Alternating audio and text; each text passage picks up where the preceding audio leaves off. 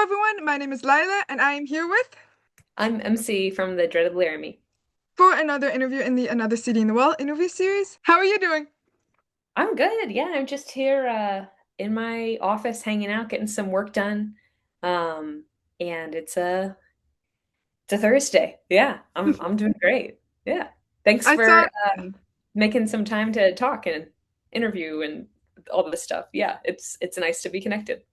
of course, thank you for connecting back with me. And I saw that the Dreaded Laramie are working on some new music from your Instagram story. Well, that's We exciting. certainly are. Yeah. Yeah.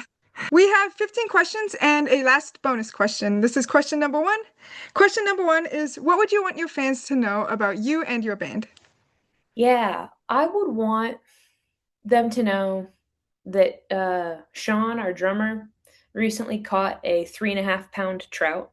We're very proud of him for that. I would want them to know that Ben, our bassist, has the strength of 5 men, but the allergies of 50 men. But we love him anyway. And yeah, that we're doing our best. That's a little bit about the Dreaded Laramie these days. I love that. I love the humorous side you got there going on. Oh, Usually people thanks. are just I'm glad you find it funny. Not even trying to be funny, just that's us. effortlessly funny. The Dreaded Laramie. Thank you. Thank you. I'll quote you. Question two. What's the story behind your band name? Yeah, it's like kind of a long story. It's kind of weird. So, my dad is from Wisconsin, and when he was growing up, his family had a lake house, a summer lake house kind of deal. And they would go up there, and he'd bring friends and stuff, and it stayed in the family for a while, but eventually they ended up having to sell it. But thankfully, they sold it short, like maybe when I was like 5 or so. So I got to go up there once. And I have only like the slightest memories of what it was like up there, like only a flash or two, some of my very earliest memories. Um, but I can remember, and my parents tell this story. I don't know if I remember it or if parents, have just told it so many times that I feel like I remember it. But there was one time when we were all up there, right before the cottage ends up getting sold, and we're all on the dock fishing. And there is a bucket of worms, and I wasn't fishing because I wasn't old enough to be fishing, and I'm playing with a bucket of worms, and I'm like pulling them out and like pulling them apart like a child psychopath. And so basically, that's where the name comes from. I love that. Just a Thanks. childhood story. Some things that happen in childhood really stick with you. And it's cool that Yeah, you're able to sure. bring this story along for your band name. It's a very unique band name. I Thank like it. you. Thank you. Question three. What do you usually come up with first, melody or lyrics? Melody for sure. Yeah, I am jealous of people who can write the lyrics first because that would be awesome. But it's like almost an involuntary kind of process. Like I'll just be walking around and then I'll realize like, oh wait, I've got a little something stuck in my head. I hope I wrote that and I'm not stealing it from someone else. And if I find out that I'm stealing it from someone else, then I don't turn it into a song. But if I find out that it is original, then I do write lyrics and turn it into a song. Um, but yeah, so melody for sure, melody. You have so many catchy melodies in your songs. Like one of Oh, my thank you. favorites, I know it's an older one, it's from 2019, Goggles. I love the beginning riff of that one. Yeah, Oh, thanks. Yeah, yeah, yeah. That is a fun one. I appreciate you saying that. Thanks for listening to our stuff. of, of course. I think you've said guitar-monies. Is Yeah. that what you call them? I like Uh-huh. that. Perfect way to describe them, yeah. I can see how your songs set out on the basis of melody, and then they go from there. It's nice. Thanks. Yeah, and honestly, that's like my gold standard for like a song is it being someone thinking it's catchy, like it getting stuck in your head. So, thank you. Yeah, Yes. that's the dream. That's the goal. Yeah, you definitely reach that standard on your songs there. Awesome. So good. Question four, what's your favorite album cover? Lately, I have really been digging the cover of the album Band on the Run by Paul McCartney and Wings. Mm. It's just like so it like has such an interesting silhouette, like with the spotlight on them and the kind of weird oblong shape of it, and everyone kind of caught against the wall, and it's like such a muted but nice color palette, like the composition, the shapes, the colors, everything rocks. I'm all about that album cover. Um, yeah, many cool segments. Yes, that's a great one. And speaking of album covers, how did you come up with the Princess Feedback album cover? It's like simple, yet it feels like it provides the meaning of what Princess Feedback is, and also how feedback could be like double meaning, could mean a response to something, but also the guitar feedback sound. And I like Yeah, that. I like that there. dude, you totally got it. Thank you for caring and thinking about it. And yeah, that's it for sure. We so there the thought of uh it being like a guitar being destroyed in some way came pretty early on, as yeah, like in the same way that feedback, like musical feedback is like, the breaking up of something. I mean, and like it's a little bit on the nose because it's a breakup album, so it's like feedback is the breaking up, it's a breakup album, it's a very guitar heavy album. And so the idea was like, yeah, and we wanted it to be something that was fairly simple. So like, yeah, how about a guitar being literally destroyed? And at first it was like, oh, maybe we'll like break it and chop off the headstock or something. But Maris, the really wonderful photographer who shot the cover, had the idea, what if we set it on fire instead? So we did. We like, it's not edited. It's not like computerized. Like I was holding the guitar in my hand and we put Germex all over it and just lit it on fire in a garage. And I think that probably I will, suffer the consequences of that in my health at some point.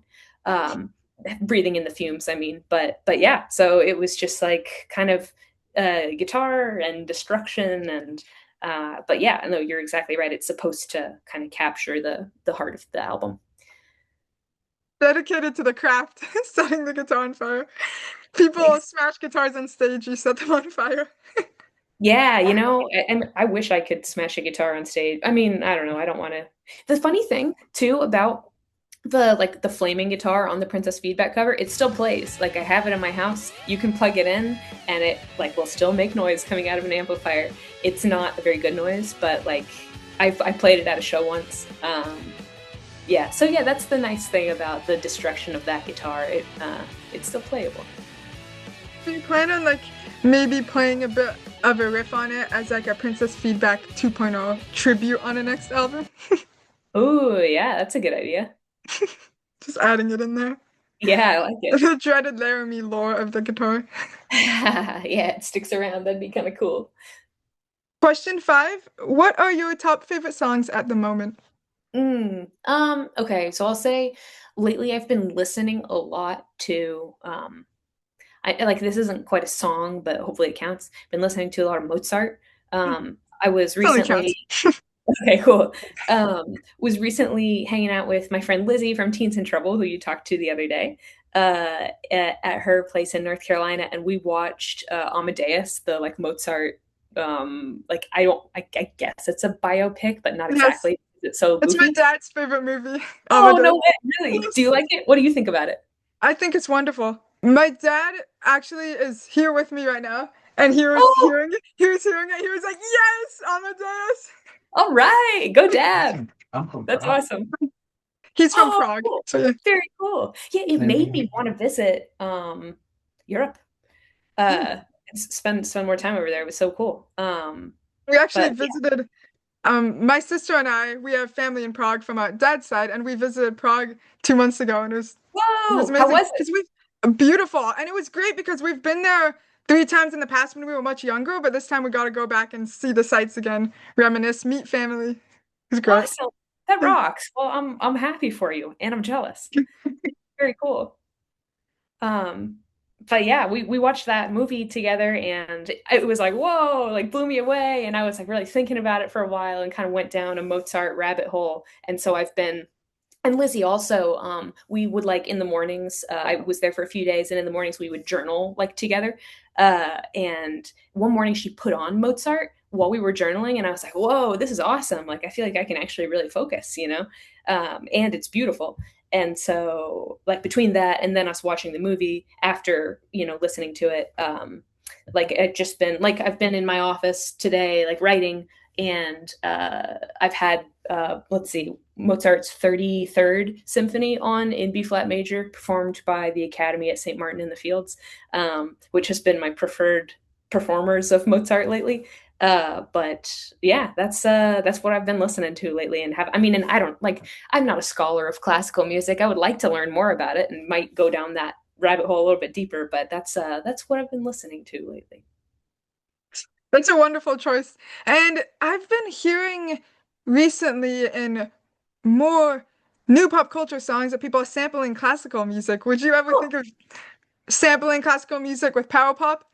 Oh, that's pretty cool. I feel like I'm not against it. I think that what I am more interested in than like a sample is using that kind of influence in like a guitar solo or something, like taking a motif or like thinking about the shapes of different leitmotifs and different symphonies and like incorporating that into how the guitar parts are written.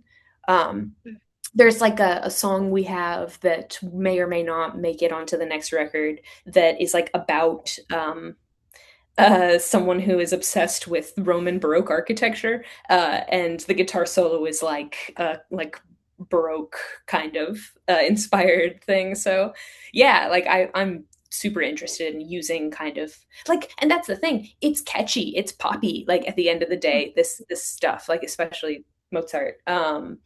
And yeah, I think there's a lot to be gained from kind of thinking about it and finding ways to incorporate those principles into power pop. For sure, I think Yes. they are very compatible.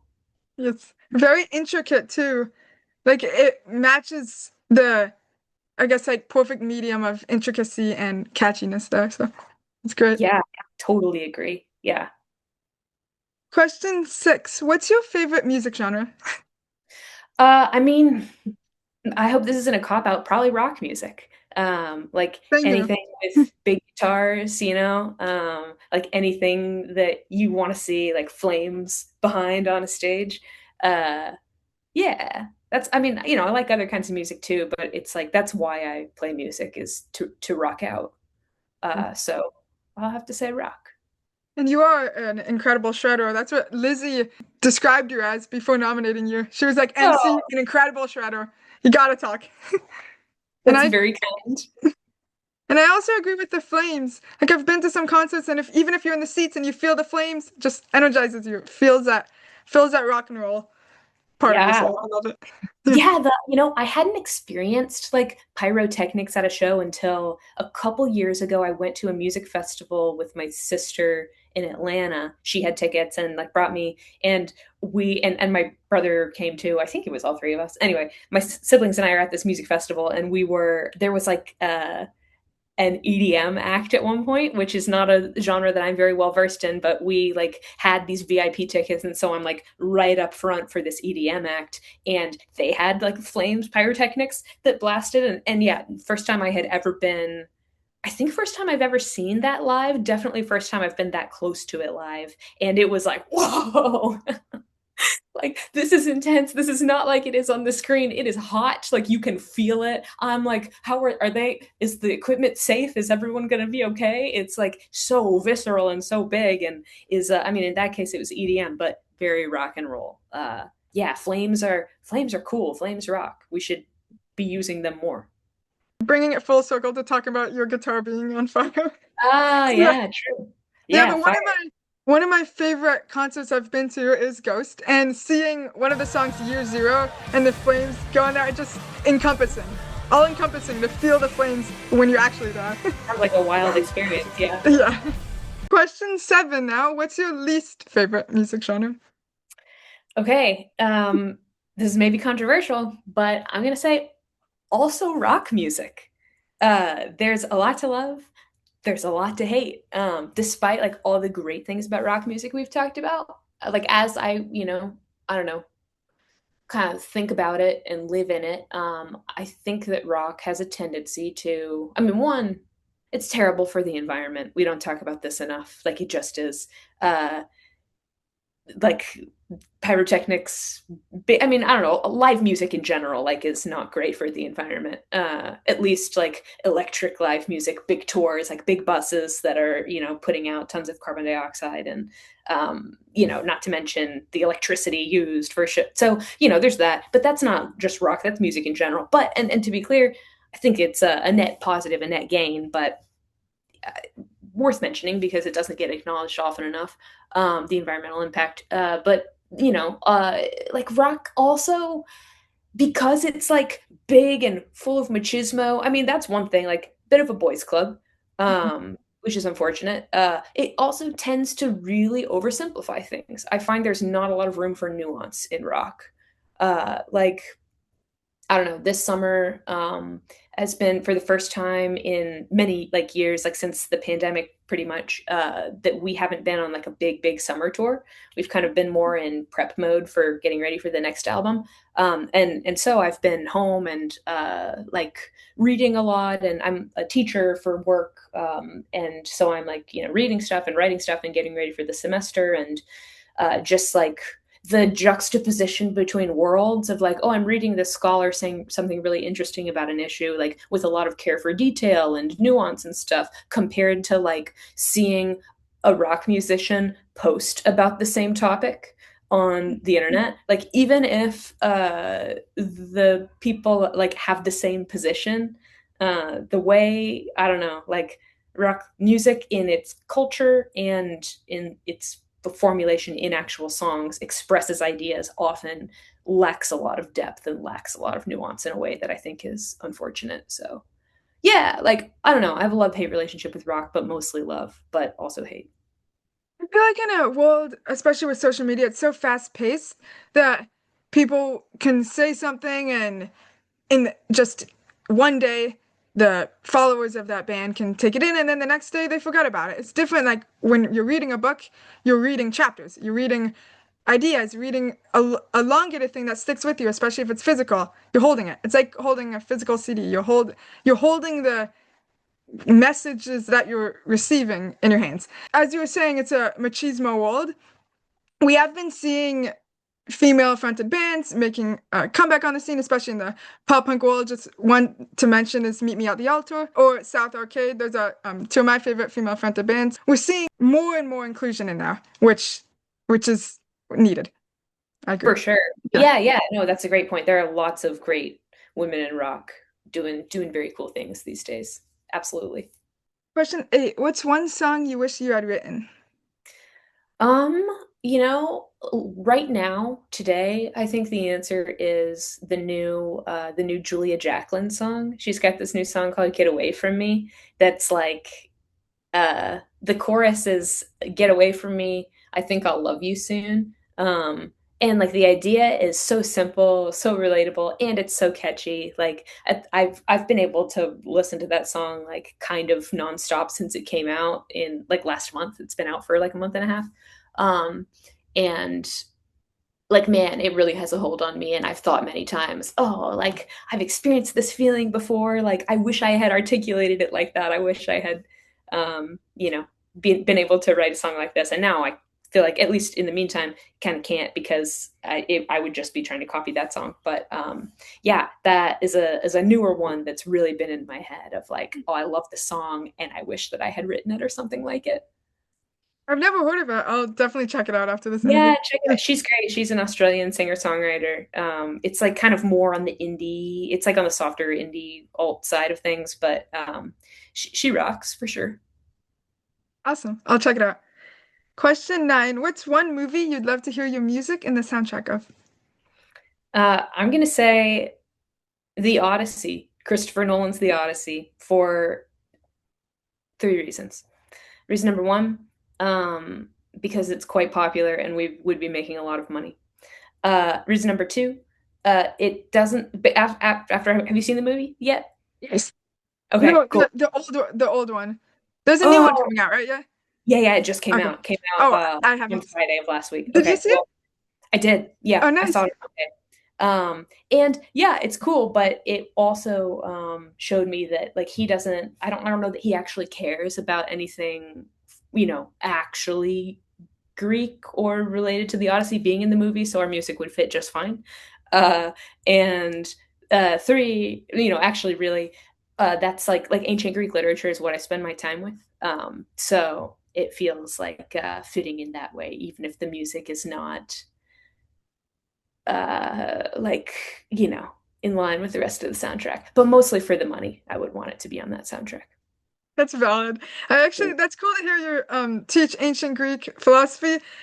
I'm a political science major, so I did a lot of political theory classes. Oh, And great. I Have you really, had to read Plato yet? yes, Plato, Aristotle, Socrates, all that. And it's very, Nice. I had a great professor in my community college teacher. Yeah. Awesome. He was very invested in it too, which was cool. Okay, yeah, yeah, I was gonna ask what you liked about it or didn't like about it. It was, especially as a college student, to read about how people back in the day thought about life and then connect it to your life and ground yourself in that was rewarding. I like that. Cool. Yeah. That's great. Yeah, and I don't know, I'm sure you found that there's a lot, maybe a lot more in common between our lives and their lives than many people think. And also, as someone who loves looking at lyrics of songs and all, you see relations there. Like I could see how philosophical thinking went into your songwriting too. I could see Oh, it. thanks. Yeah. Question 10. What's a band or an artist that you think is very underrated? Oh man. There are many. Like I guess first the first thing that comes to mind is Liquid Mike is a band that like totally rocks. They've kind of taken over my life. Just I think everything they do rules. And they're starting to get kind of more popular and getting the credit they deserve, but they are still vastly underrated. But also like all my friends' bands like Teens in Trouble and Bat Boy and Bashful and The Albert Square and Sweet Gloom and One Armed Joey and like I'm gonna for Henry Chadwick's music is great. Bone Shredder is great. Ben, the bassist of our band, the Dreaded Laramie, is putting new music out like under a new project soon that's going to be great and is underrated in that it doesn't yet exist publicly. Also, Sean, our drummer, his other band, The Last Garrison, just put out some new songs that rock and are highly underrated. I'm sure I'm like leaving out many, but yeah, I feel privileged to be surrounded by underrated, very talented musicians in my life. You do have such a great circle of talent around you. Thanks. Yeah, Including yeah. yourself. I think your band is very underrated. Oh, thanks. I appreciate that. Yeah, I hope so.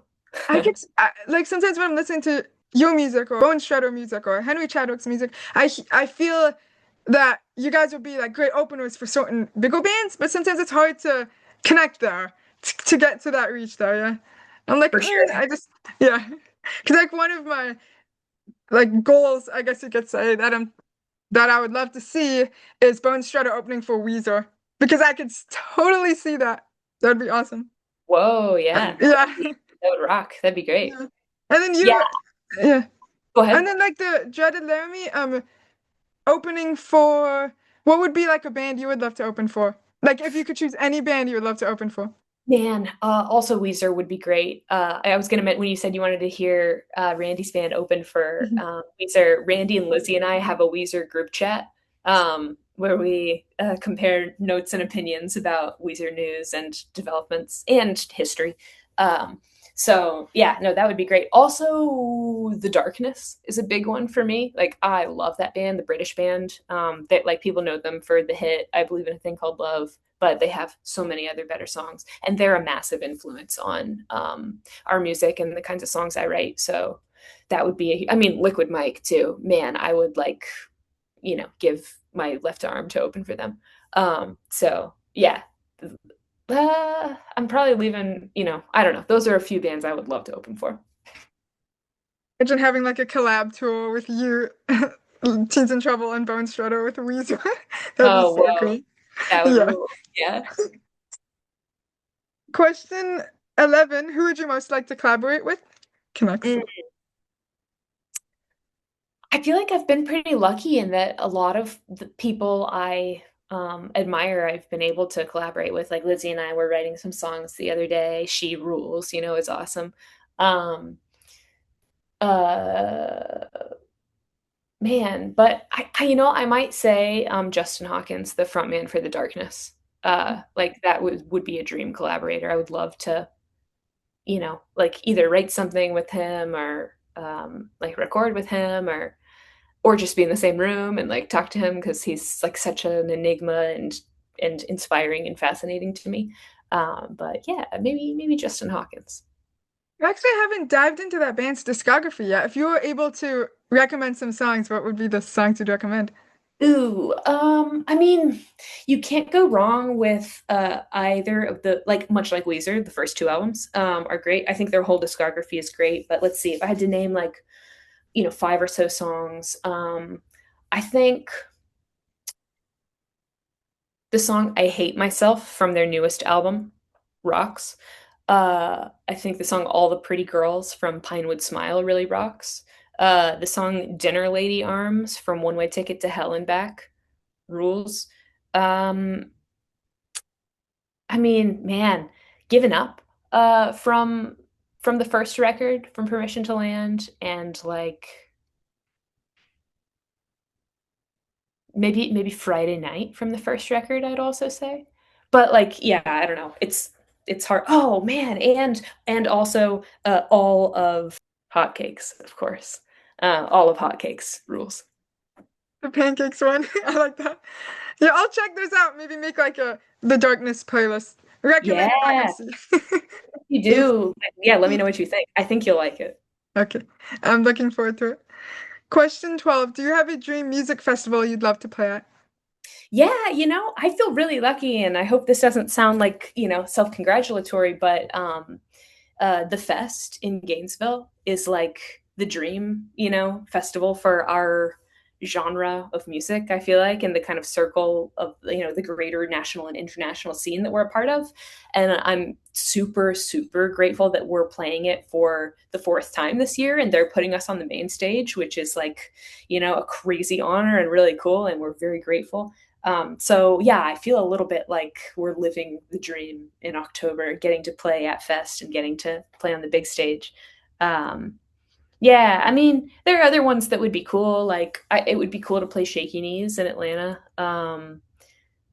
It would be cool to, I don't know, but like, honestly, Fest is the headline. Like, that's the one that comes to mind for me.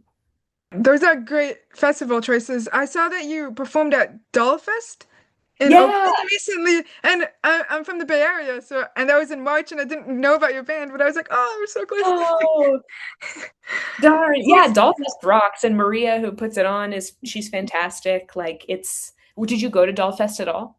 No, Okay, yeah, no, well, yeah, here you missed, should yeah. go. It's great. I think it was like the second round of Dollfest. They did it, so it's like a relatively new festival too, which is cool. Yeah, yeah, very cool. And cool that it's like femme focused. Mhm.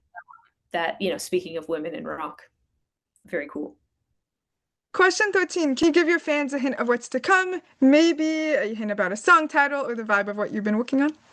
Yeah, we're working on LP2, working on the next album. As we've been broadcasting weekly on our Instagram stories. But the vibe is like a little bit more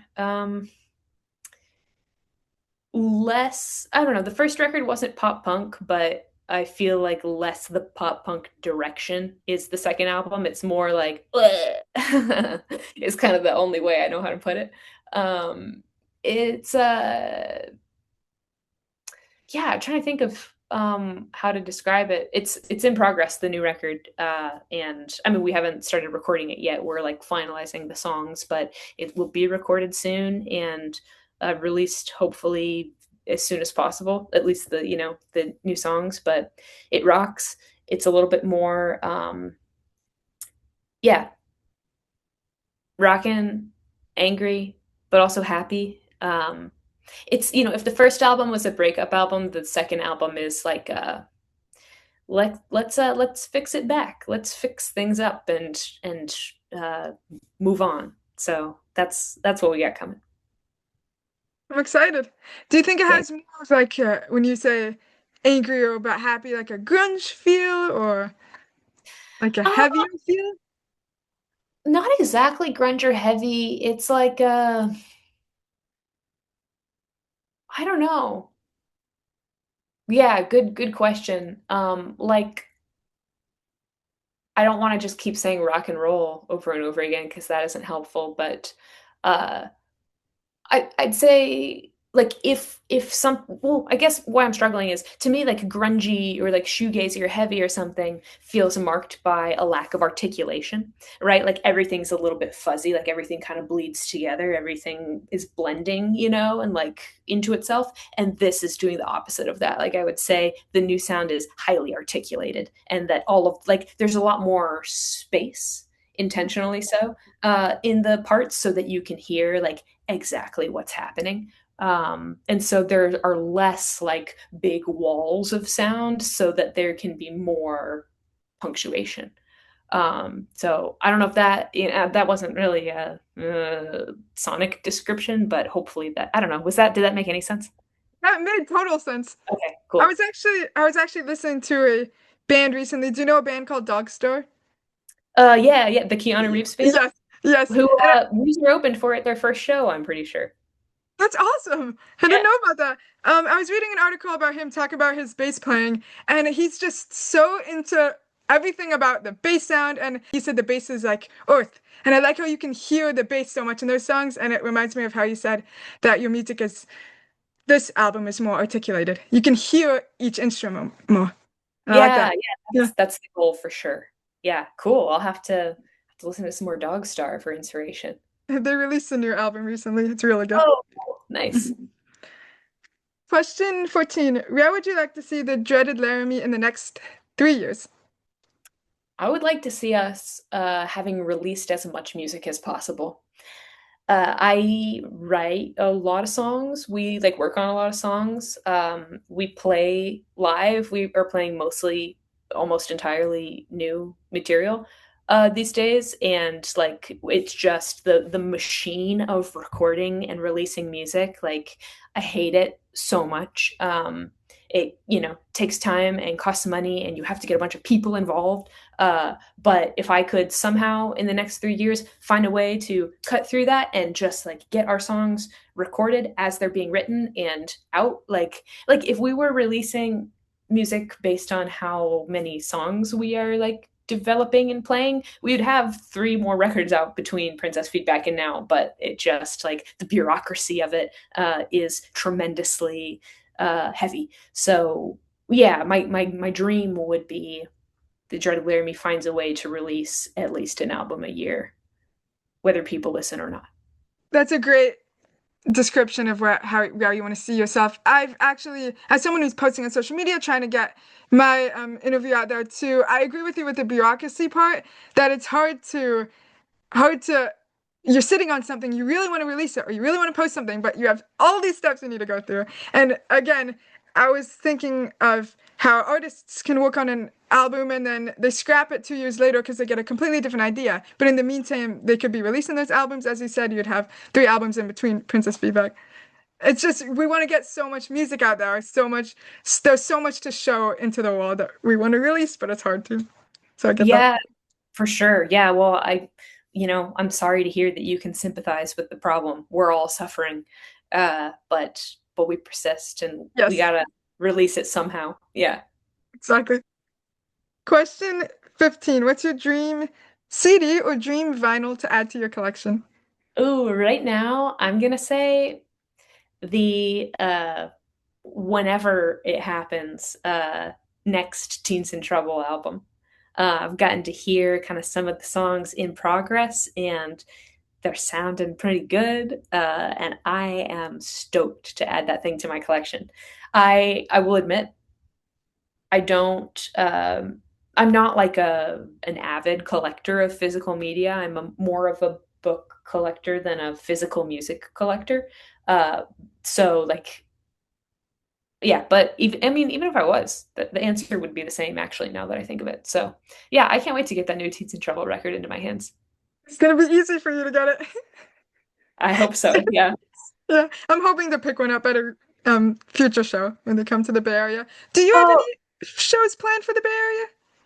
um, not on the books currently because we're kind of in LP2 mode, but like I'd say expect us to be back within the next year or so for sure.